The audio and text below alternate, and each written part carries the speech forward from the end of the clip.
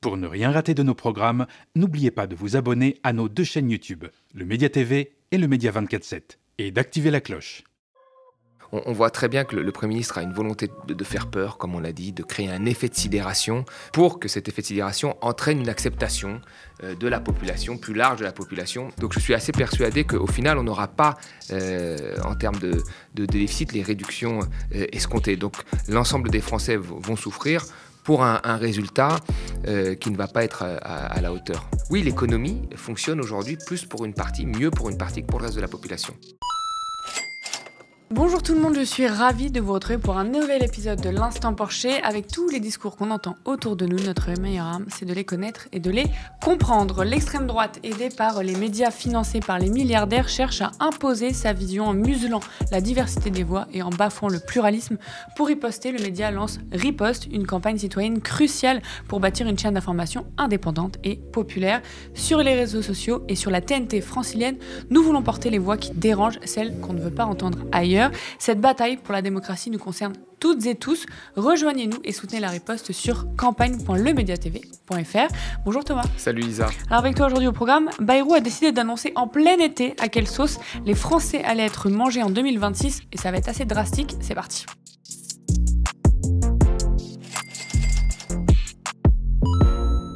En plein été, François Bayrou a décidé d'annoncer ses pistes pour le budget 2026. En ligne de mire, réduire le déficit à 3% d'ici 2029. Et les Français vont payer, c'est le fameux « nous dépensons trop par rapport à nos recettes ». Mais on ne change pas une équipe qui gagne, donc le gouvernement décide de n'aller chercher qu'au niveau des dépenses. Vous connaissez la chanson.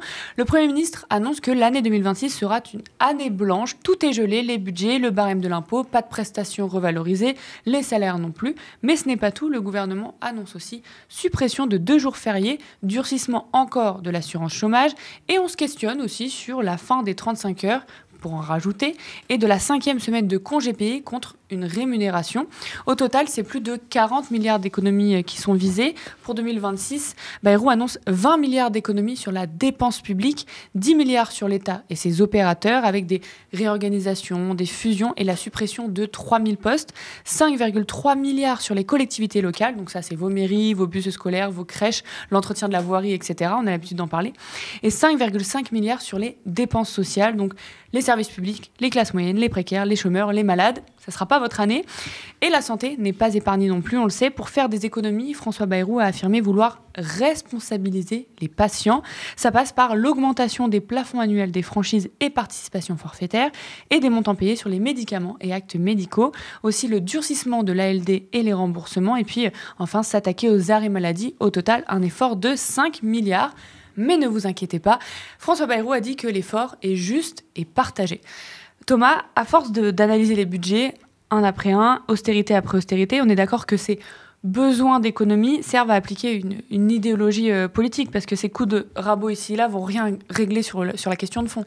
Absolument rien. Là, on va quand même plus loin. Alors, eux aiment bien dire que c'est des coups de rabot, mais on va quand même plus loin, parce qu'on est sur des économies assez énormes. Hein. On est sur plus de 40 milliards d'économies. Ce qu'on n'a jamais fait auparavant, ce qui est une part quand même assez importante du PIB. On est autour de 2% du PIB. Donc c'est vraiment une austérité, des économies assez fortes. Et là, le problème, moi, je trouve, de notre Premier ministre et de l'ensemble des ministres, d'ailleurs, c'est de ne pas comprendre que ces économies vont avoir un impact sur la croissance. Et les prévisions qu'ils font, ils risquent, à mon avis, d'être surpris. C'est que la baisse, les économies qu'ils vont faire ne va pas entraîner la baisse de déficit qu'ils ont prévue. Et la baisse de déficit va être moindre parce qu'il va y avoir un impact très fort sur le PIB. Et comme on sait, les déficits sont libellés en pourcentage de PIB. Donc le PIB risque de chuter aussi. Donc je suis assez persuadé qu'au final, on n'aura pas, en termes de déficit, les réductions escomptées. Donc l'ensemble des Français vont souffrir pour un résultat qui ne va pas être à la hauteur. Est-ce que c'est, on l'a dit plusieurs fois, mais est-ce que c'est vraiment l'urgence, comme ils le disent, à propos de la dette et du déficit? Parce que quand on écoute François Bayrou, ce qu'il écrit dans son plan, c'est quand même assez alarmant. Par exemple, la menace d'écrasement par la dette est ainsi devenue réelle. Elle représente désormais 114% du PIB et ce remboursement ne cesse de peser de plus en plus lourd dans notre budget. Chaque seconde, la dette augmente de 5 000 euros. C'est la dernière station avant la falaise. C'est quand même alarmant. Oui, je trouve que ce n'est pas le rôle d'un Premier ministre de faire ça. C'est-à-dire qu'on voit très bien que le Premier ministre a une volonté de faire peur, comme on l'a dit, de créer un effet de sidération pour que cet effet de sidération entraîne une acceptation de la population, plus large de la population et des partis politiques, en ciblant le Parti socialiste, une acceptation plus large de faire ces efforts, qui sont par ailleurs, et tu l'as très bien dit, injustes, qui vont reposer beaucoup plus sur ceux qui touchent des prestations sociales, les plus pauvres qui vont voir leur pouvoir d'achat, les retraités qui vont voir leur pouvoir d'achat baisser. Quant aux plus riches, eux, l'impact sera très faible parce que c'est comme tout. Quand vous avez de l'inflation, ceux qui en souffrent le plus, ce sont toujours les revenus les plus faibles. Et là, c'est pareil. Quand vous avez une année blanche, c'est pas équitable parce que les plus faibles, eux, voient très clairement leur pouvoir d'achat diminuer. Donc, c'est pas le rôle de faire peur. Normalement, ils devraient faire de la pédagogie, de dire effectivement, il y a une situation budgétaire qui n'était pas prévue, d'analyser déjà les causes de cette augmentation de la dette, parce que l'augmentation de la dette, elle augmente depuis 30 ans. Les gens aiment à dire qu'on n'a pas eu un budget en équilibre depuis 30 ans. C'est pas ce qu'il faut rechercher le plus, mais ces 30 années, qu'est-ce qui s'est passé? C'est qu'il y a eu un tournant libéral dans les années 80. Il y a eu un tournant libéral. Quand on était dans une économie plutôt keynésienne, il n'y avait pas ces problèmes-là. Il y a eu un tournant libéral qui a voulu qu'on baisse tout le temps, un peu plus les impôts, qu'on fasse moins de rentrées fiscales, et qui a entraîné des déficits quasiment constants. Et là, cette dynamique a augmenté depuis 2017 avec les baisses d'impôts de Macron, ciblées sur les grandes entreprises et sur les plus riches. On l'a dit souvent ici, 40 milliards sur les entreprises, 30 milliards sur les individus, ça fait 70 milliards de baisses d'impôts. Et quand vous regardez le niveau de la dépense publique aujourd'hui, en pourcentage de PIB, on est à 57% du PIB. Elle est au même niveau qu'en 2017. Elle est au même niveau, donc ce n'est pas la dépense publique qui a augmenté, c'est les baisses de rentrée fiscale. Donc il faudrait déjà partir du constat et de dire que ça a été un échec, la politique qui a été menée. Et ensuite, il faut voir les promesses que nous avons faites et qui ont été validées par la Commission européenne. C'était des économies 2 fois moins, de l'ordre de 25 milliards par an. Pourquoi faire 40 milliards? Pourquoi, faire porter, dans une incertitude politique, dans une incertitude économique avec Trump, pourquoi faire porter l'ajustement sur les Français de cette façon-là, si ce n'est pour les punir et pour se dire qu'on a été courageux de les punir. Et c'est ça que je ne comprends pas, moi. C'est qu'il y a vraiment... Je le comprends d'une manière stratégique, mais je pense que le rôle du Premier ministre, c'est normalement d'expliquer, de rassurer et de proposer une trajectoire. Or là, on a une volonté de faire peur, de créer un effet de sidération pour proposer une trajectoire qui va être difficile pour les Français et qui l'acceptent. Les libéraux évoquent la fin des 35 heures, passer de 3 jours à 7 jours de carence. Sur la Sécu, on voit moins de remboursement. L'ALD qui est durci quand même. L'ALD, c'est quelque chose un gros acquis. Est-ce qu'on a passé un cap dans la régression sociale là? Oui, surtout que c'est inutile parce que tu l'as dit, ça va pas du tout régler les problèmes que même les libéraux veulent régler. En fait, Naomi Klein l'avait très bien expliqué. Quand il y a un choc, justement un effet de sidération, vous pouvez mettre en place cette stratégie du choc, qui est une stratégie en fait qui a pour but, de faire passer des choses qui ne sont pas passées avant. Ça a été fait chez nous. Vous regardez la crise 2008, une crise qui vient pas de la majorité des individus, qui vient des banques, qui vient même pas des banques européennes, qui vient des banques américaines, qu'on nous transmet quelques années après. La loi Fillon sur les retraites passe l'âge de départ à la retraite à 62 ans plutôt qu'à 60 ans. Voilà, il y a eu un choc qui a été fait. Et après ce choc, on peut mettre en place des mesures d'austérité pour rembourser ce choc qui ne vient pas de nous. Là, c'est la même chose. Il y a une politique qui a été choisie. Alors, bien sûr, il y a eu le Covid, c'est important de le rappeler. Il y a eu le Covid, il y a eu l'inflation, il y a eu le quoi qu'il en coûte. Mais il y a aussi une politique qui a été choisie. Et dans cette politique-là, elle n'a pas eu les effets qui étaient prévus. Et donc, on fait payer à l'ensemble de la population, en faisant peur, les effets négatifs de cette politique-là. Alors qu'on l'a dit souvent ici, on aurait taxé... avec la taxe Zuckman, une petite partie, on parle de un peu plus de 1800 foyers fiscaux qui ont des fortunes énormes, plus de 100 millions. On les taxait un petit peu, on récupérait déjà une somme assez énorme, jusqu'à quasiment 20 milliards, ce qui est énorme. À noter que leur fortune augmente à eux, donc ça n'aurait pas eu d'impact sur leur énorme richesse. ils ne seraient pas devenus plus pauvres. Leur fortune aurait juste augmenté moins vite. Voilà, c'est ça. Sachant que quand on regarde les 500 premières familles, on l'a déjà dit, elles ont augmenté de 6 ans, une quinzaine d'années, leur fortune, de x6. Elles ont fait x6 en une quinzaine d'années, ce qu'on n'a jamais vu, même pour des gens qui ont un patrimoine de 20 000 euros, 30 000 euros.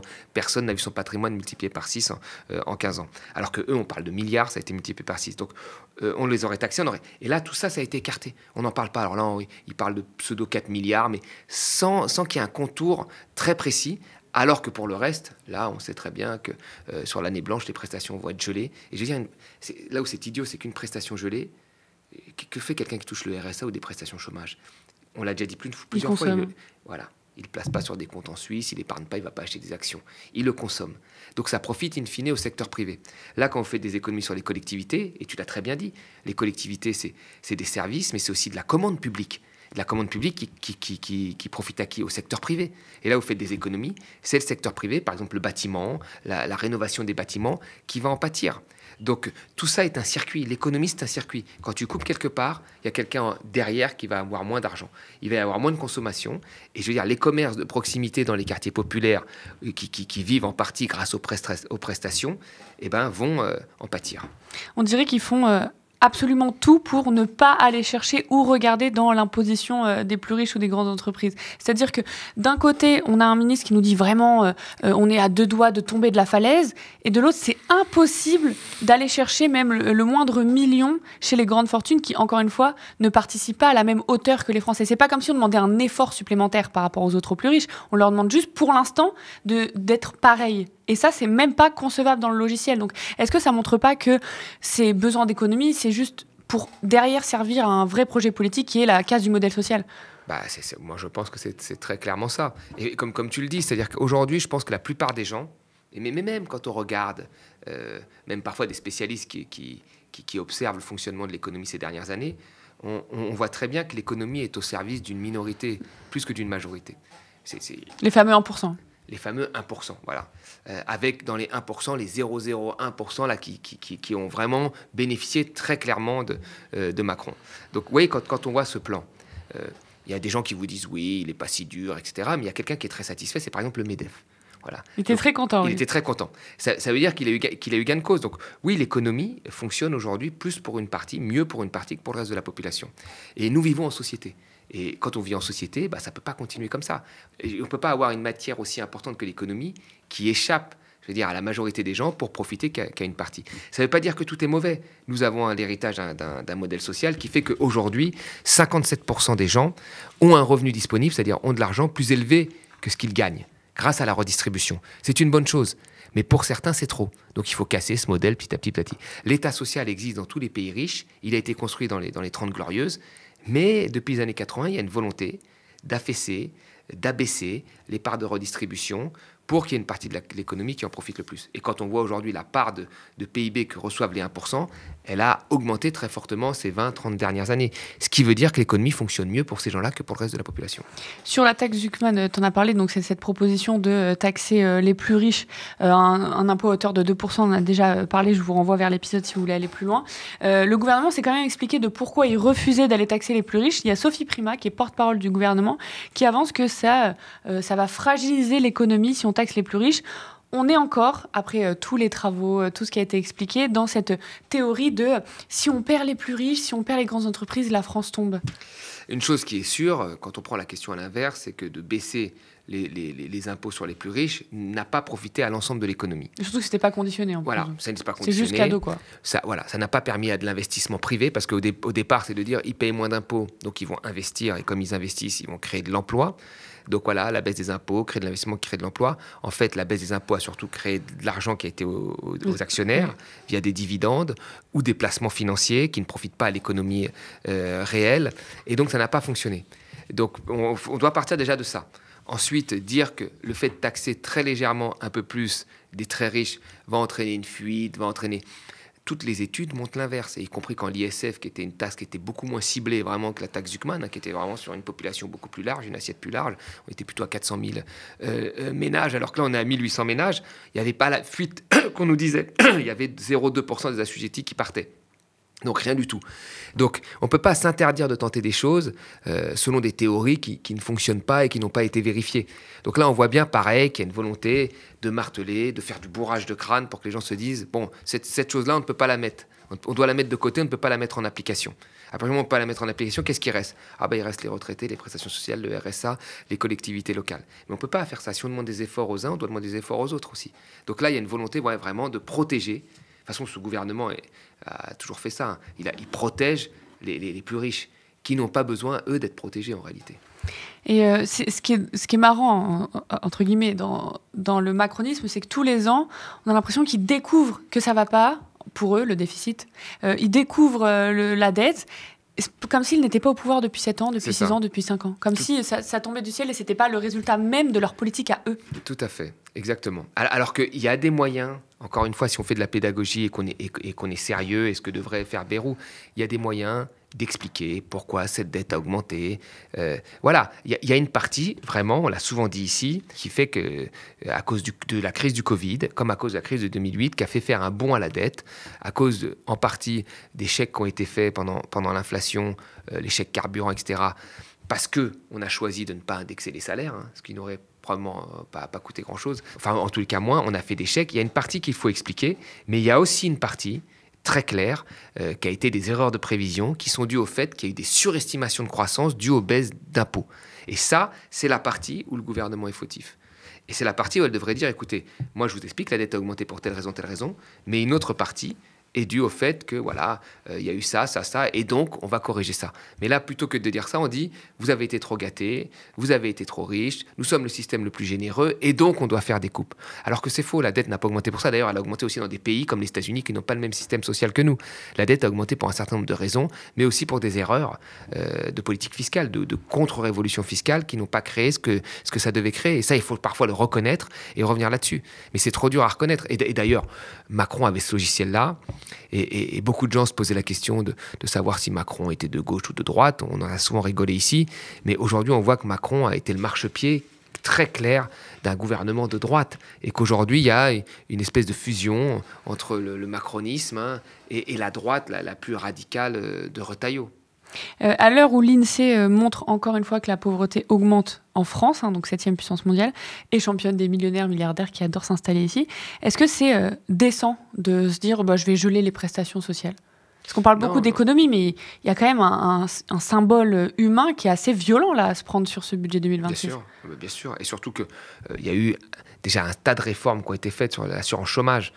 On n'a même pas mesuré les effets. Enfin, on les connaissait, on sait que ça n'a pas fonctionné, mais je veux dire, même si eux croient leurs réformes, ils pourraient se dire, attendons 1 an, 2 ans. Et là, ils veulent engager une réforme supplémentaire à une période où la croissance est faible, où peut-être il y aura des impacts au niveau international sur la croissance, et donc il y aura peut-être sûrement pas... Enfin, je veux dire, la croissance est morose, donc quand la croissance est morose, il n'y a pas suffisamment de création d'emplois, et donc il y a plus de gens au chômage. Donc, on s'attaquait aux chômeurs, s'attaquer aux malades, avec la responsabiliser les patients, ça, pour des économies de bout de chandelle, en plus, s'attaquer aux retraités, voilà, il y a une volonté de s'attaquer à toute la sphère sociale, on l'avait dit ici. La sphère des services publics, et pourtant il s'y attaque, elle est déjà quasiment à l'os. Soit dit en passant, il ne veut pas remplacer un fonctionnaire sur 3, ce qui va recréer encore une fois des déficits dans les caisses de retraite. Bayrou, il aime bien dire qu'il y a des déficits dans les caisses de retraite à cause notamment des caisses des fonctionnaires et des caisses des agriculteurs, mais c'est parce qu'aussi il y a eu des suppressions de postes de fonctionnaires. Et là, ça va augmenter ces déficits-là sur les caisses qui vont être compensées par l'État, et c'est bien normal. Mais le service public est à l'os, ils vont l'attaquer encore, et on savait très bien que le gros aujourd'hui, le rêve des libéraux, c'est d'attaquer la dépense sociale. Les chômeurs ont déjà été attaqués fortement, restent les retraites qu'il faut encore attaquer, et l'assurance maladie, autant dire les vieux et les malades, et souvent ce sont les mêmes, parce que quand on est vieux, on a plus de chances d'être malade. L'État sursubventionne ces grandes entreprises qui s'en servent pour augmenter les dividendes et qui font des plans de licenciement et donc du chômage. Et après, on s'attaque en fait aux chômeurs et pas aux entreprises qui ont créé ça. C'est pareil, on veut responsabiliser les patients alors que les gens ne choisissent pas de tomber malades dans une ère là où on réautorise des pesticides, etc. On mange n'importe quoi parce qu'on n'a pas de sous. Enfin bref, on a l'impression que c'est le serpent qui se mord la queue.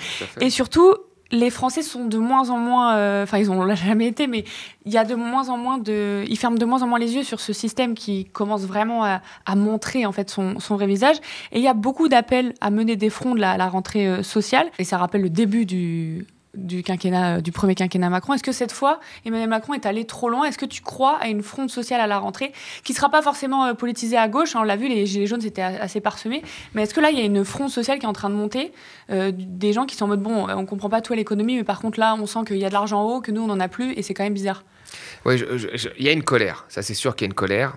Il y a un sentiment, et je pense qu'il est partagé par tous, quelle que soit leur orientation politique, qu'une partie de la population profite du système. Et ce n'est pas souvent ceux qu'on croit et ceux qui sont pointés du doigt très constamment dans les médias, à savoir les pauvres, qu'il y a une partie en haut, il y a de l'argent dans cette économie qui circule et qui est concentrée chez un petit nombre de personnes. Là, les gens en sont très conscients. Après, moi je pense qu'il ne faut pas que les forces se dispersent et aillent au mauvais endroit. C'est pour ça qu'il faut, ce qu'on a souvent dit ici, il faut voir qu'est-ce qui frappe autant les fonctionnaires, les agriculteurs, les jeunes cadres, les chômeurs.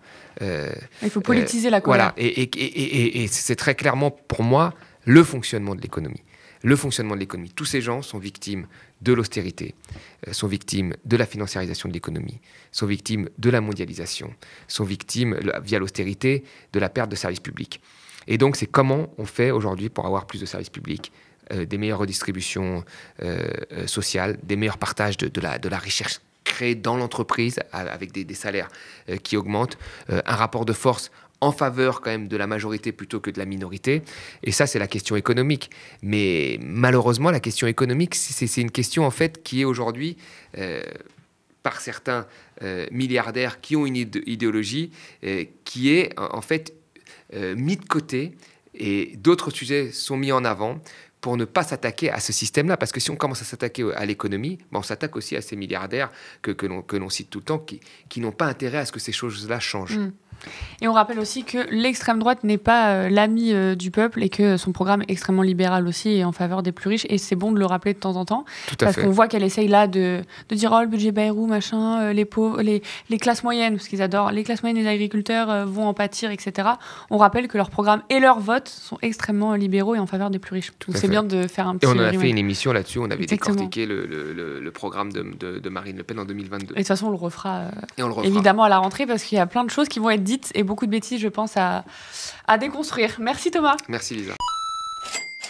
Et merci à vous, chez vous, d'avoir suivi cet épisode de l'Instant Porcher. J'attire une dernière fois votre attention avant de se quitter. La situation politique est inédite, historique, et face aux 105 millions d'euros du milliardaire ultra-conservateur Stérin qui veut installer l'extrême droite au pouvoir, le média lance Riposte, une contre-offensive vitale et citoyenne, et c'est notre unique chance de bâtir une chaîne d'infos populaire et indépendante, on en aura vraiment besoin à la rentrée, capable de percer sur les réseaux sociaux et la TNT francilienne pour donner enfin la parole à celles et ceux qu'on ignore. Ensemble, reprenons le terrain et protégeons notre démocratie. Soutenez-nous sur campagne.lemediatv.fr. Spectateurs, abonnés, donatrices et sociaux, je vous dis à très vite.